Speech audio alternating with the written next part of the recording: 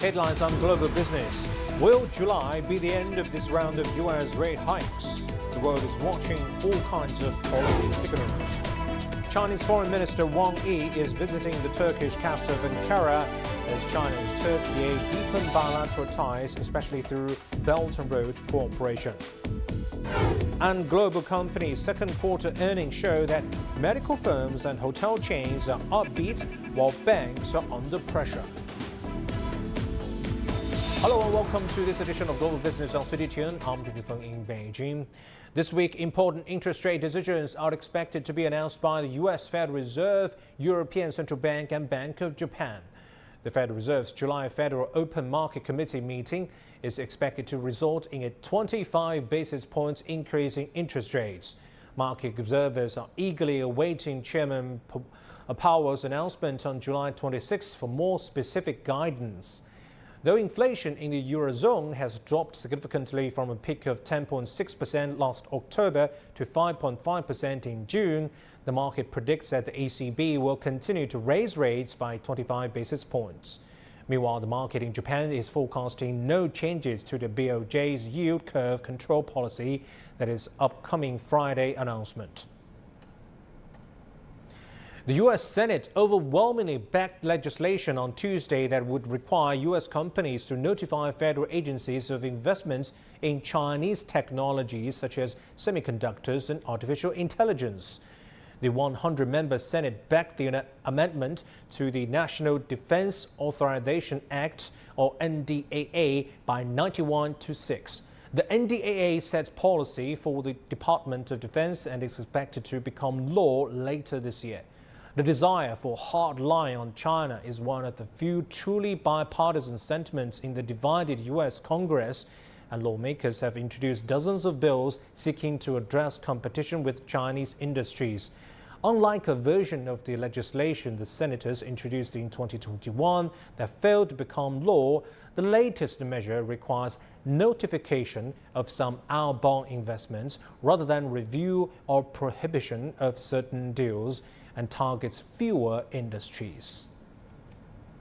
For more insights on the U.S. strategy towards the semiconductor sector, let's bring Einar Tangen, Senior Fellow of Taihe Institute and Chairman of Asia Narratives. Tangen, thank you for joining us. How has U.S. policy on chips affected global chip supply chains so far, and why are major U.S. chip makers against the U.S. chip ban on China? Well, it's disrupting supply chains, but the reason these companies are against it is you're talking about somewhere between 7 and 15% of revenues, depending on which company, Intel, Nvidia, and also a tremendous amount of profits. So at this juncture, it's just, for them, what they see is that this is going to be a short-term shock to them that's going to result in a long-time prohibition from dealing with the Chinese market, because it's unlikely that once China recovers from its, this situation in terms of being denied technology, and once China has its own, it's not going to go back to the U.S. Einar, it's obvious that the U.S. is trying to use chip ban as part of an overall strategy to contain China's technological rise. How effective is this approach? Do you think China will be able to become self-reliant by developing its own chips? Well, there's no question about it. The question is how long the pain is for China. It's looking to be in the short term. China can produce high-end chips. It just can't produce them in volumes that are necessary. So for anything from the defense industry, China can do it. But if they try to sell them commercially, it's a question of cost. But in terms of low-end chips, China already has it. The majority of goods that China exports involve lower-end chips for consumer goods, and this is not going to be basically interrupted. So the U.S. is playing a game which appears that it cannot win. It's cutting off its nose to spite its face, to use an American expression, that you're doing more harm to yourself than others. Let's look at the U.S. itself. It's reported that the U.S. unemployment rate is at a record low. It's so low that some people say it's a full employment, but why some leading tech companies are slashing jobs one after another? Well, if you look at the national statistics the Labor Board puts out, I mean, they can tell you raw numbers. So, you know, the numbers look incredible. But when you start looking at the details and wages itself, it's mostly the jobs in demand, not jobs. The people in demand are for things like ushers at movie theaters, people who can work in the healthcare industry, in the retail, in hospitality. These are low-paying jobs. Right now, it looks like the average wage is going down because at the other end of the market, when you start talking about technology jobs, they're being laid off. I mean, it's inevitable. You start taking markets away from these companies, they can't keep people employed. They don't have a place to put these chips, and we are on a historical downturn in terms of the cycle of chip making. So it's been a double whammy for these companies. They try to explain it to Congress, but as you heard from that earlier vote about investing in China technology, no one in the politics in Washington is listening. I know if I can follow up very quickly on this question. I mean, to your knowledge, where would those high-paying jobs, laid off employees go? Are they going to end up doing low-paying jobs, or are they just going to rest a little bit and anticipate the economy to bounce back and get their high-paying job back? Well, it's not coming back, as I explained. Once that market is gone in China, the Chinese market is gone. It's not never coming back unless there's some technological jump. So these employees have simple choices. They can try to start their own business. It's a little risky, but they might have some money set aside. If they're clever and able, they can start that. If they stay, they might have to consider going into other industries, trying to retread their skill sets and things like that. Or, quite frankly, they can leave. There is demand in other places, and they could be looking at trying to transfer their skills anywhere, not just China, Middle East, South America, anywhere where they're trying to build technology. So it's not a good picture for the United States to lose these people. These people are the creative, the people who've created the technology that has given the U.S. a leg up. Now it seems to be going in reverse. Thank you so much for insights. Ina Tengen, thank you. Watching Global Business, come up next. Global companies' second quarter earnings show that medical firms and hotel chains are upbeat while banks are under pressure.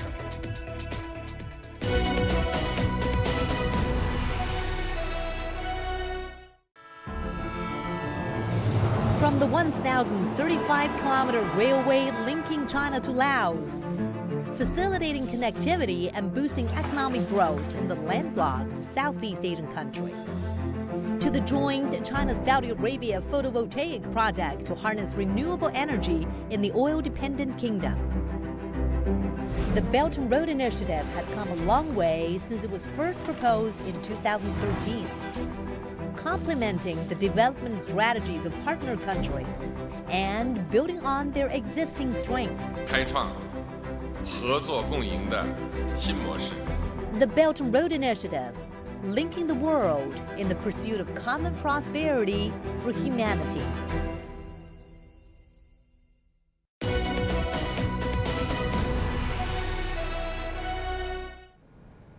Georgia Prime Minister Irakli Garibashvili is expected to arrive in Chengdu on Wednesday to attend the opening ceremony of the World University Games in the southwestern city on Friday. For the latest, let's cross to our reporter Wang Mengjie live in Chengdu. Mengjie, what's the latest on Georgia Prime Minister's visit to Chengdu? What can we expect from this visit?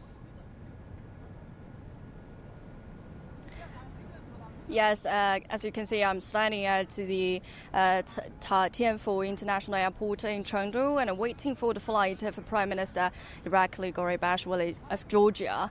And he will be arrived here soon to attend the opening ceremony of the Chengdu University.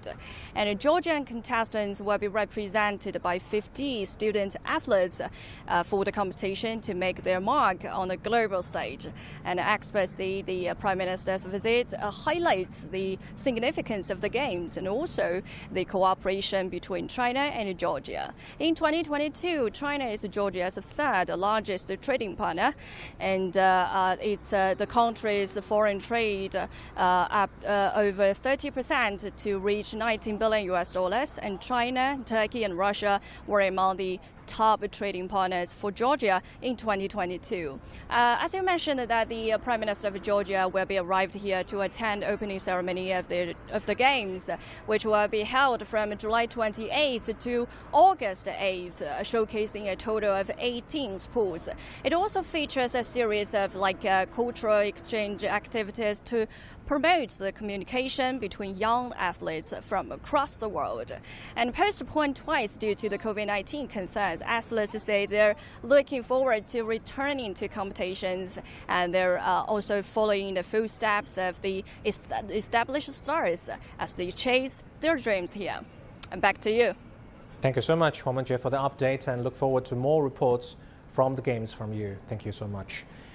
Chinese Foreign Minister Wang Yi is in the Turkish capital of Ankara for an official one-day visit. Wang will exchange views on bilateral relations and discuss international and regional issues with Turkish leaders.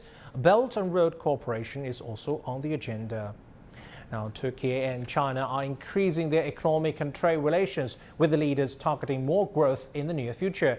Over the past few years, Chinese investment, especially in infrastructure, has been significant for Turkey. Business leaders in Turkey see great potential for growth in trade between the two countries, particularly exports to China. Our Michelle Barvet reports.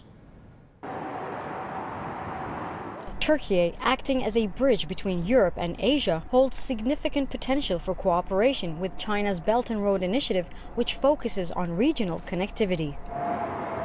In 2015, 3 state-owned Chinese companies acquired a 65% stake in Kumport, Turkey's third-largest container terminal strategically located between the Black Sea and the Mediterranean Sea. This investment has become a key project within the Belt and Road Initiative.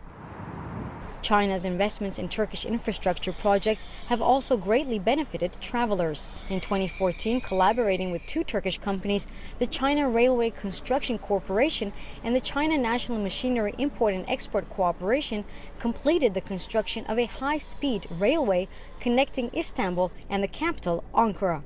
Additionally, a high-speed metro line linking Istanbul to the city's international airport, constructed by Chinese companies, became operational in January of this year. Besides mega intergovernmental investment projects, China holds the position of Turkey's third-largest trading partner. Business leaders in Turkey emphasize the significant potential for growth in trade between the two countries, particularly in increasing Turkey's exports to China. Korhan Kurdoğlu is the chairman of the Chinese Business Council of Foreign Economic Relations Board of Turkey, DEIK. He's also the chairperson of Turkey's largest investor in China, Ata Holding.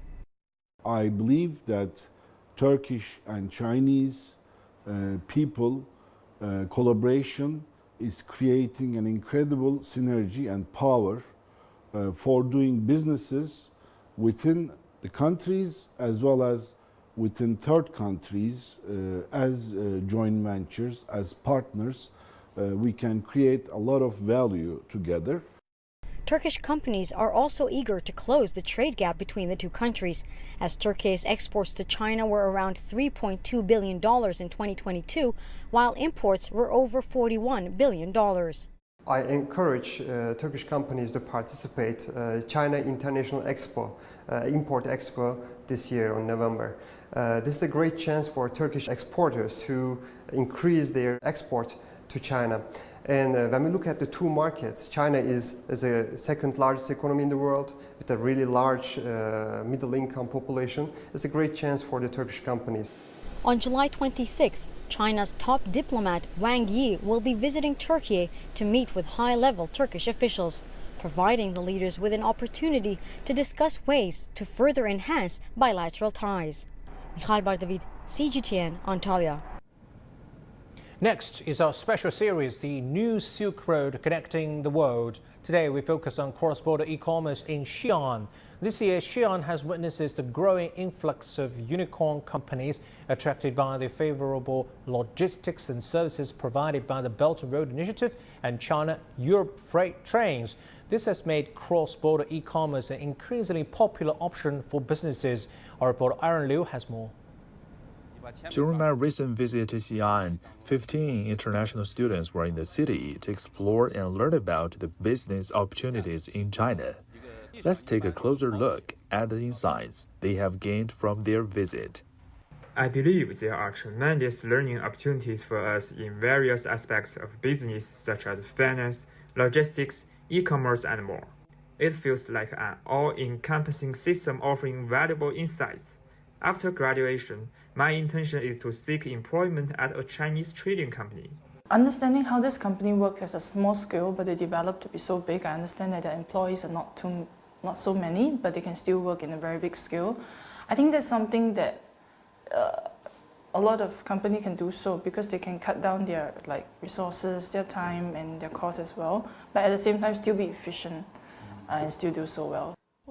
Upon graduating from university, I aspired to establish my own trading company, building upon my family fishing tackle business in Turkey. My primary objective is to introduce and distribute Chinese fishing equipment in Turkey, aiming to contribute to the growth and success of our family enterprise. Mr. Yang, the company's head, discussed its progress and shared his enthusiasm for the future of the business. The main reason I decided to come to the International Port District was due to its transportation hub advantages and the connectivity it offers through the Chang'an Express, linking directly to Europe. The district's strategic location has attracted export-oriented companies with specific transportation requirements, and we have even been approached by such companies expressing their keen interest in establishing a presence here. The Xi'an International Port area has become a magnet for over 2,500 registered e-commerce and supporting companies, boasting a community of over 5,000 e-commerce professionals. Impressively, they have collectively achieved a remarkable online transaction volume exceeding 200 billion yuan, which accounts for nearly 40% of the city's overall e-commerce activity. At present, the Xi'an International Port area accommodates not only local companies, but also businesses from other cities like Ningbo and Guangzhou. These companies represent diverse industries, including automobiles, solar power, food, and consumer goods. The Belt and Road e-commerce center in the Xi'an International Port area has been successful in consistently attracting outgoing economic enterprises to establish their presence. As a result, the center has contributed significantly to the region's tax revenue, talent pool, and trade activities. Aaron Liu, CGTN, Xi'an.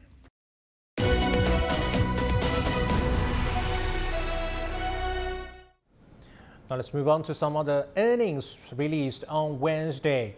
UK drug maker GSK has raised its full-year outlook after a better-than-expected second quarter performance. GSK expects its sales to increase at as much 10% and earnings per share by as much as 17% this year, up from its previous guidance. And U.S. hotel operator Hilton is also raising its full-year outlook. The company is seeing pent-up travel demand buoying its sales in the second quarter, with revenue per available room, an important metric in the hospitality industry, up by 12% on a yearly basis. In the meantime, banking conglomerate Deutsche Bank has posted a 9% slump in pre-tax profit from April to June, dragged down by its investment bank arm. Bank CEO warns of further cost cuts and slower revenues ahead. Moving on to some other business headlines from around the world. Indonesia is developing a scheme for banks to provide financing facility for exporters who keep their earnings onshore. Under new rule, natural resources exporters must retain part of their proceeds in the domestic financial system for 3 months if the value of the exported item exceeds a specified threshold. The regulation has sparked a backlash from exporters. Global rice importers are likely to seek direct deals with governments in exporting countries as India's ban on shipments of a key variety is squeezing supplies and igniting concerns over food security. Business sentiment in Japan is picking up in July on easing supply constraints and the removal of COVID-19 curbs, a cabinet report said on Wednesday. The report also said the government believed that the economy was recovering moderately as consumer spending, capital expenditure and exports remain firm. Japan's core inflation has been above central bank's 2% target for 15 consecutive months. However, the moderation of CPI growth may suggest a slowdown. Terence Terashima has more from Tokyo. For 2 consecutive years, price hikes have burdened Japanese consumers. According to a survey by credit research firm Teikoku Data Bank, the number of food items facing price hikes in the first 10 months of 2023 reached more than 29,000 items.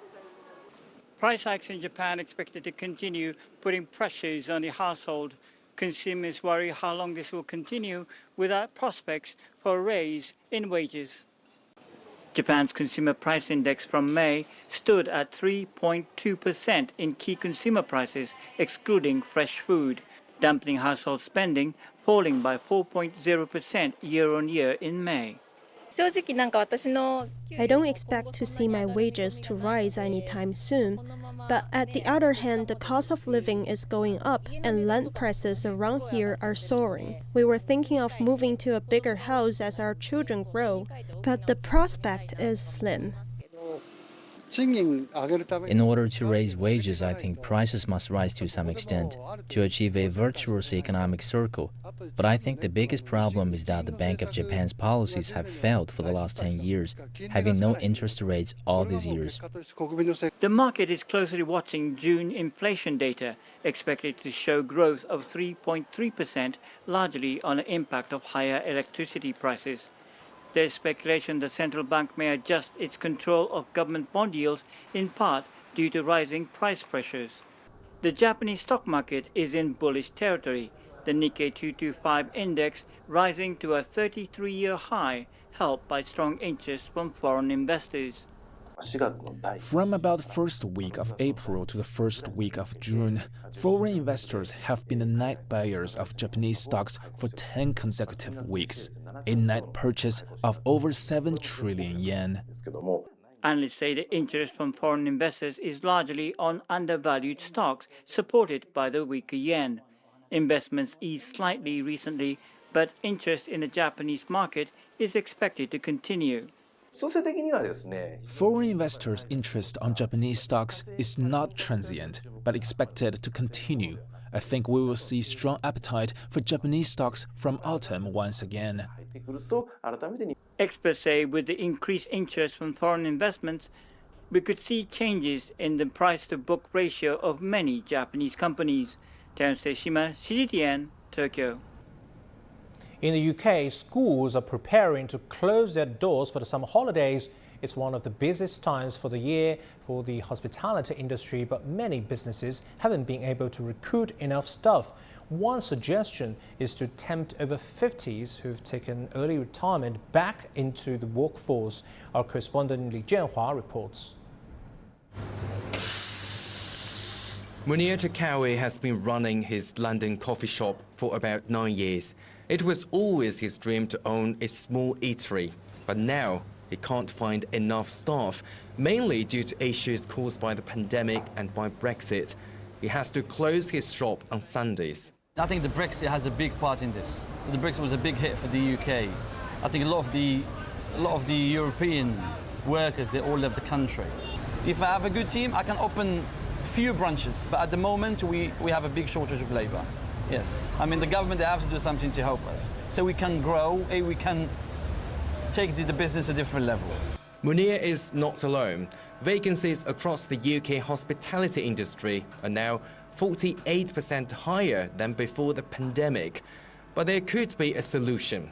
Recent polling suggests nearly 3/4 of British pub and restaurant owners would like to attract people over the age of 50 into their workforce. So the first step is come and get a little bit of training, come and get a little stepping stone where I feel braver because I've got a little badge where I can know how to pour the perfect pint or make a great drink or carry 3 plates. So if I can learn some of those skills online, then I'll feel braver about actually applying for a job. And if I can find that job easy and it's around my area, then ultimately it can work around my timings and my lifestyle. The global hospitality industry was impacted by the pandemic. The UK is not the only country that is facing labour shortages in its hospitality sector. Over 50s could help fill the gap, but the problem is how to tempt them back into the workforce. A report by the UK Upper House, the House of Lords, found that around 560,000 people in Britain have become economically inactive since the pandemic began, and early retirement among the over 50s played a major role in that.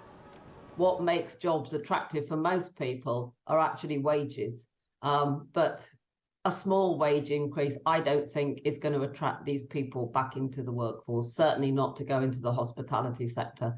I certainly can't see that the government is going to step in and put any funds to the sector. I mean, the government, you know, its main aim is to control inflation. It will do anything to achieve that. So the demand is definitely there for older workers to return to the workforce, but it will come at a price. Li Jianhua, CGTN, London. With that report, we're up to this edition of Global Business on City Tune. I'm Zhu Feng. Thanks for watching. City Tune continues with more news and views. Stay with us.